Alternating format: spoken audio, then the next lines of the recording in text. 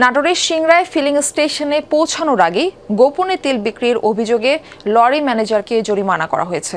শনিবার সন্ধ্যায় উপজেলা প্রশাসনের নিয়মিত অভিযানে ধরা পড়ে এই কারসাজি।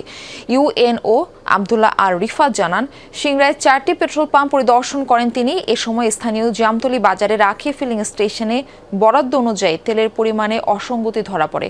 পাম্পটির জন্য বরাদ্দ ছিল 4,500 লিটার পেট্রোল এবং সমপরিমাণ ডিজেল, কিন্তু সেখানে 3,000 লিটার পেট্রোল ও 4,000 লিটার ডিজেল পাওয়া যায়। পরে জিজ্ঞাসাবাদে লরির চালক ও ম্যানেজার জানান, সিংড়ায় পৌঁছানোর আগেই বগুড়ার নন্দীগ্রামে 2,000 লিটার তেল অবৈধভাবে বিক্রি করে দেয় তারা।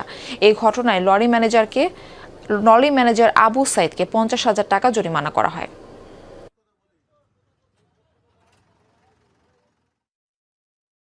4,500 করে 9,000 লিটার ডিজেল এবং পেট্রোল পেলেও তারা আসার পথে অবৈধভাবে আমাদের বগুড়ার নন্দীগ্রামে 1,500 লিটার পেট্রোল এবং 500 লিটার ডিজেল বিক্রি করে।